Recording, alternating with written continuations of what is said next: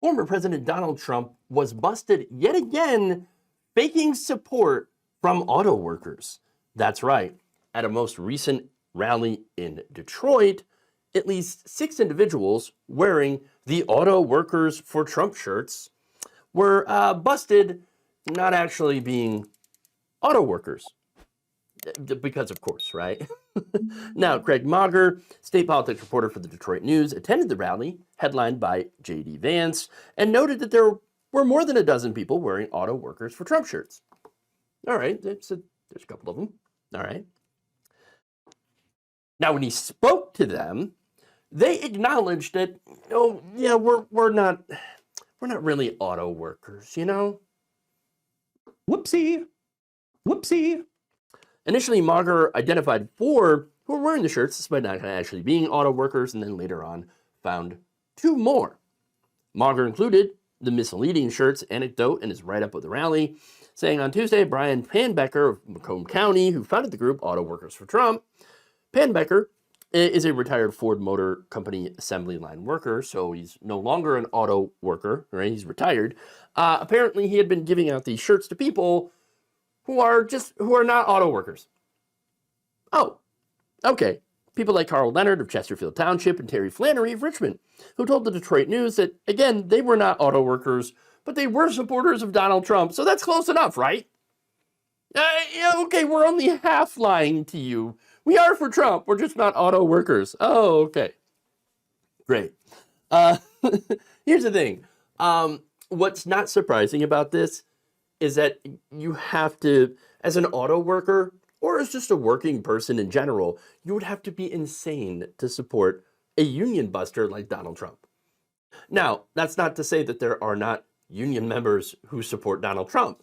There are. They're just insane. That's what I'm saying.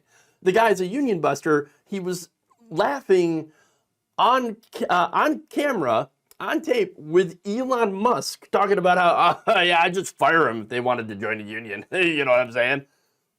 What? This guy also gets his merchandise from China. So, the Trump Bibles? China. Okay, that's where he gets it, and he makes a killing. Whatever happened to America First? Whatever happened to supporting American jobs? He doesn't.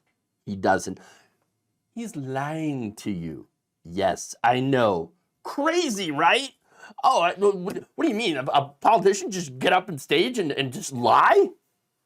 Yeah. Trump has, and will continue to do so. Look, here's the thing, though.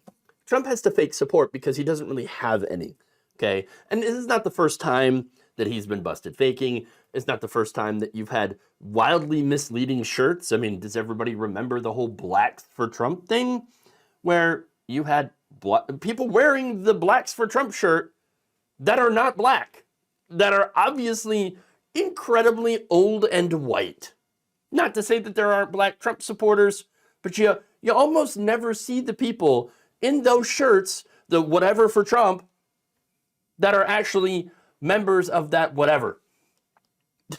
I mean, and by the way, getting back to the whole, workers and union thing, right? Last year, Trump made a big show of reaching out to union auto workers at a campaign event in Michigan. The only issue is that it was a non-union shop that he paid to be there at a time where the UAW was on strike. Fake auto workers, fake union members, fake black people, fake tan, okay? Fake everything. There's nothing real about Donald Trump other than his contempt for working people, okay? And by the way, during that speech, and this is the one with J.D. Vance in Detroit, right? He claimed the real problem was, it's electric vehicles. Now, don't get me wrong. Do electric vehicles have some issues? Yeah, of course. Now, the main issues actually apparently have to do a lot with the software, because basically it's just one, it's a computer powered by a giant battery. that's your car. So yeah, you're going to have issues, you're going to have bugs, you're going to have software, right? Now, there are also other concerns, for example, with getting materials for batteries, some of the rare earth elements. There's a lot of environmental impacts involved. However, that impact, and this is where it's different than gasoline cars, right? That impact is front loaded, okay? And it goes down the longer you own an electric car. If you look at the climactic impact of building and using a car, something called the life cycle analysis, you've had multiple studies finding a clear benefit to the EVs. The size of the benefit, of course, is going to vary by the vehicle, the source of the electricity that it runs on, and a host of other different factors, right? The overall trend, however, is that EVs in the long run are going to outperform gas cars when it comes to environmental impact, which I think it's pretty obvious, right? Put it simply, building a battery is an environmental cost that gets paid once, right? Throughout the life of the car, maybe a couple of times, depending on how long the battery lasts, right? Now, burning gasoline, that's a cost that continues to be paid again and again and again every day, every time that you use that car, okay?